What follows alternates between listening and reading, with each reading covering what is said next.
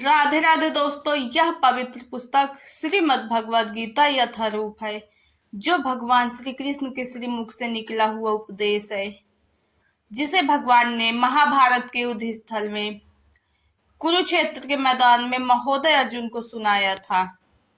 यह उपदेश भले ही युगों पहले दिया गया है, लेकिन आज कलयुग के हर इंसान के लिए एकदम परफेक्ट है। इसलिए हमें हर किसी को श्रीमद् भगवद गीता सुननी या पढ़नी जरूर चाहिए। तो दोस्तों, हम अपने चैनल शांति सफर ब्लॉग्स के माध्यम से आप तक श्रीमद् भगवद गीता का एक श्लोक हिंदी सरल भाषा में पहुंचा रहे हैं। आज अध्याय 1 का श्लोक नंबर 32 पढ़ेंगे। बाकी पीछे के श्लोक हमने वीडियो में अपलोड किए हैं। तो आइए, श्लोक शुरू करने से पहले आप चैनल पर नए हैं तो चैनल सब्सक्राइब कर लीजिए, वीडियो को लाइक कर दीजिए, राधे राधे नाम को कमेंट कर दीजिए। तो आइए श्लोक सुनते हैं।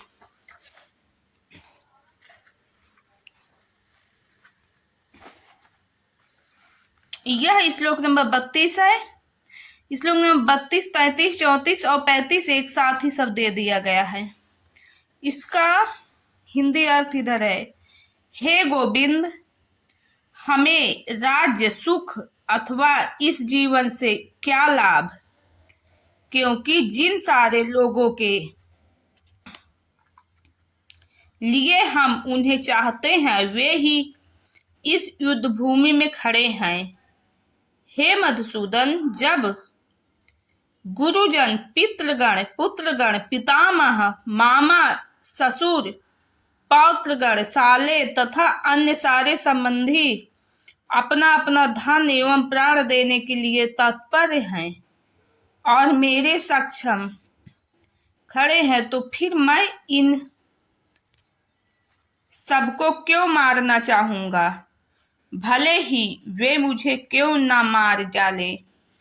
हे जीवों के पालक, मैं इस सबों से लड़ने को तैयार नहीं, भले ही बदले में मुझे तीनों लोग क्यों ना मिलते हों।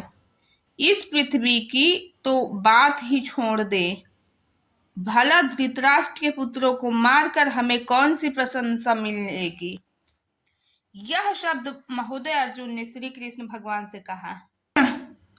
अर्जुन ने भगवान कृष्ण को गोविंद कहकर संबोधित किया, क्योंकि वे गौओं तथा इंद्रियों की समस्त प्रसन्नता के विषय हैं। इस विषय विशिष्ट शब्द का प्रयोग करके अर्जुन संकेत करता है कि कृष्ण यह समझे कि अर्जुन की इंद्रियां कैसे तृप्त होगी, किंतु गोविंद हमारी इंद्रियों को तृप्त करने के लिए नहीं है। यदि हम गोविंद की इंद्रियों को तृप्त करने का प्रयास करते हैं तो हमारी इंद्रियां स्वतः तृप्त होती है।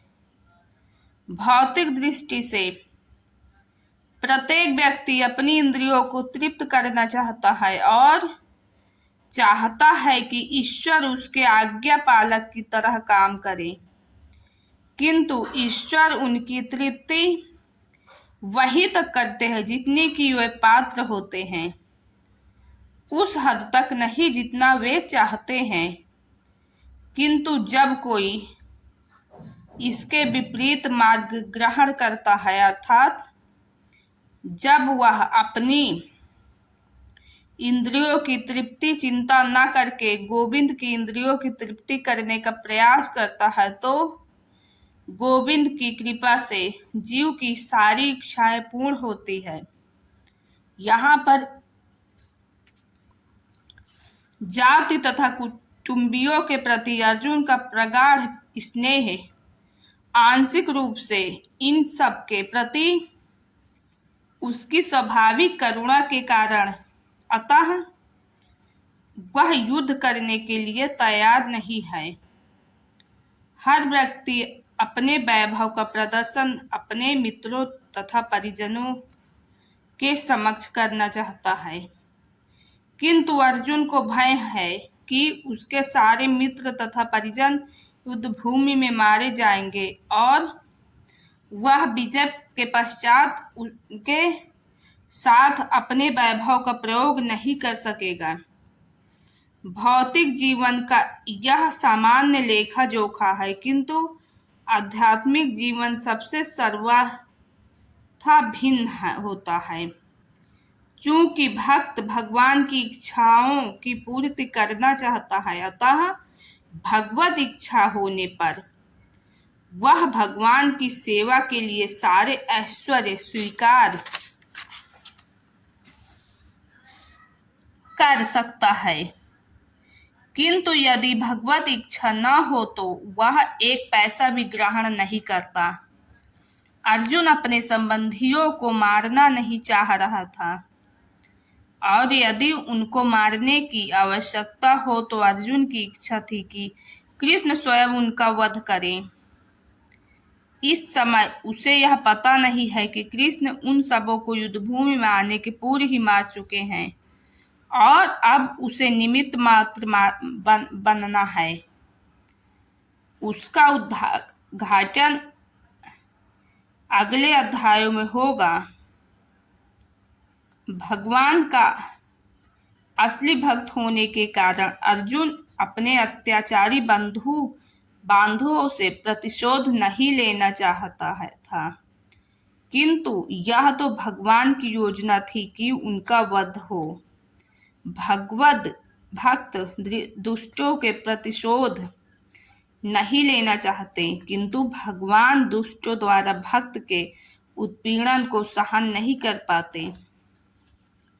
भगवान किसी व्यक्ति को अपनी इच्छा से क्षमा कर सकते हैं, किंतु यदि कोई उनके भक्तों की हानि पहुंचाता है तो वे उसे क्षमा नहीं करते। इसलिए भगवान इन दुराचारियों का वध करने के लिए उद्यत थे, यद्यपि अर्जुन उन्हें क्षमा करना चाहता था। तो ये श्लोक समाप्त हुए। अगला श्लोक हम 36 पढ़ेंगे अगले वीडियो में। आशा है कि आपको वीडियो अच्छा लगा होगा। तो मिलेंगे नेक्स्ट नए वीडियो में, तब तक के लिए राधे राधे।